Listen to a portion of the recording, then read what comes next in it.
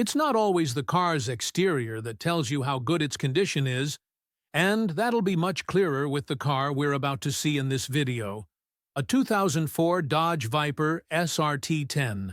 But, before we start, make sure you're subscribed to... Let's go. American style as usual. Since the very first generation, this beast has always come with a V10 engine, which means incredible sound and insane performance. We're talking about 500 horsepower and 712 newton-meters of torque, all coming from its massive 8.0-liter, naturally aspirated engine. This video will probably be short, and you'll understand why by the end. The story starts with an auction where this car was up for sale. From the outside, it looked almost perfect, spotless even. And that made sense, since this particular Viper had only 9,000 miles on it. But there was a huge problem.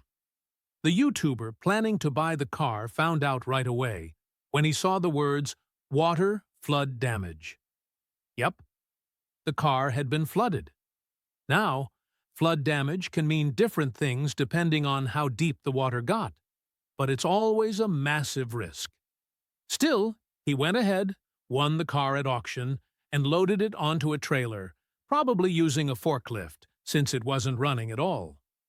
First glance, above the front wheel arch everything looked clean. But at the exhaust, he noticed some beach sand, which meant the auction lot was probably near the shore. Of course, that doesn't mean water didn't reach the front.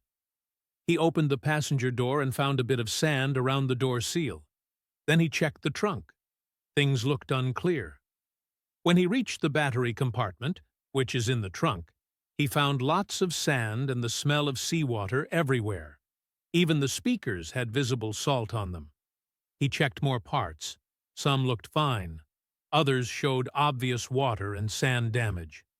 When he opened the lighter socket, it was completely rusted inside.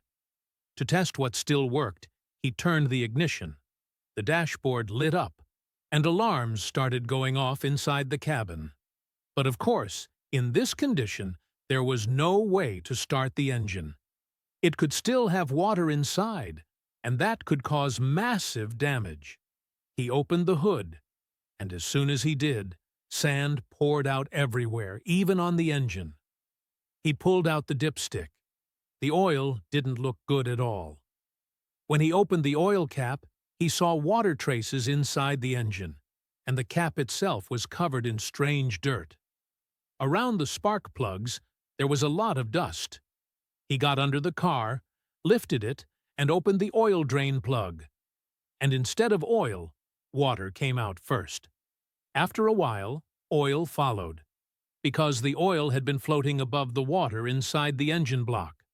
At that point, it was obvious the engine couldn't be started, even after draining it. It needed a complete teardown. Checking underneath again, he noticed the left rim had a big dent. He cleaned off the spark plug area using compressed air, then removed the first spark plug. It had clear signs of moisture. When he looked inside the cylinder, actual water came out. After removing all the plugs, he used compressed air to blow out water from the cylinders. That was just the first step. Then he inserted a special camera to inspect inside, and the situation wasn't great. There was rust and water in all the cylinders.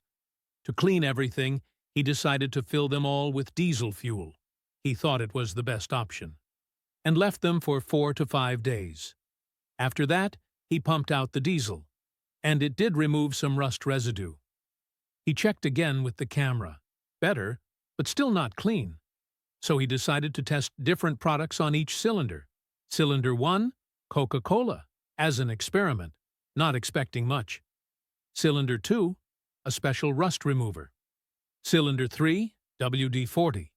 Cylinder 4, injector cleaner for carbon deposits. Cylinder 5, a stronger, more expensive injector cleaner. Cylinder 6, ATF, automatic transmission fluid, since it's thick and good for lubrication. He sprayed the remaining cylinders with WD-40 as well and left everything for 16 hours. Results? The coke did nothing. The rust remover made a decent difference. Still some rust, though. WD-40 didn't change much. The injector cleaners gave average results. The best result came from the transmission fluid. But keep in mind, the rear cylinders weren't as badly flooded. Next, he emptied everything and moved on to the fuel tank. Even though it was high up and probably untouched by water, he wanted to be sure. He drained it completely using a pump. Then, under the car again, he drained any remaining fluids, removed the oil filter, which luckily had no water in it, and checked inside the oil pan with the camera. That part of the engine actually looked fine. No rust or major damage. He bought a new oil filter and some other parts to prep for testing later. Next step, removing the air intake manifold to clean underneath. When he did, he found a large amount of trapped water. He pumped it out manually and sprayed WD-40 to clean it. Then he removed the cam covers, found dirt and water everywhere, but thankfully no rust, which was a good sign. However, at the front of the engine, the belts and pulleys were rusty and rough. They didn't spin smoothly and made a grinding noise. So he removed all the belts and applied some transmission fluid to help with lubrication before the next step. He attached a breaker bar to the crank pulley and started rotating the engine manually. This helped the pistons move and break up internal rust. Thankfully, it turned smoothly, meaning no major parts were seized. That step alone took about half an hour of careful work. Then he cleaned the fuse box. It was full of dirt.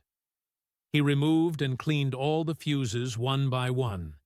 He replaced all the spark plugs and ignition wires with new ones, since the old ones had been soaked. He reinstalled the intake manifold, dried everything thoroughly, but disconnected the fuel pump relay and ignition fuse to crank the engine without starting it, just to circulate oil. He also checked behind the dashboard to inspect the fuse panels. Everything looked fine so far. Then came the big moment, the first start attempt. He pressed the start button, but nothing happened. No crank sound, no response, so he suspected an electrical issue. He removed the ECU, engine computer, and found it looked perfectly dry. Mechanically, the engine was fine, but it seemed there was no communication with the starter motor. He unloaded the car from the trailer and towed it into the workshop. First thing he did, remove the starter motor. He bench tested it with jumper cables. At first it didn't spin, then it started turning after a few tries, throwing out a lot of dirt. Still, he decided to buy a new one. He installed the new starter, but again, no response. The check engine light stayed on, so he plugged in a diagnostic scanner, but it couldn't read anything. No ECU detected at all. He realized there might be a communication issue between the ECU and the car's control modules. He checked the BCM, body control module, ABS module, and instrument cluster control module. All three communicate with the ECU. The BCM, in particular, was full of dust, so he sent all the modules out for professional inspection. That took about a week. In the meantime, he looked online for spare parts, found someone selling Viper components, including an ECU, and decided to test with that. When the original modules came back, he reinstalled everything, but the car still wouldn't start. At that point, they accepted the truth. This Viper probably wasn't going to run again anytime soon. Before giving up completely, they tried one last thing, removing the keyless entry module. Maybe that was blocking ignition. They tested without it. Still nothing. So finally, they decided to end the project. The time, money, and effort required just weren't worth it. So, what do you think? Should they have kept trying? Was there a faster or smarter fix? Or did they make the right call stopping here? There were probably solutions, but it all comes down to cost. Thanks for watching all the way to the end. I know this was a quick and light video, but I just wanted to share and take a look with you at such a beautiful car, the Dodge Viper.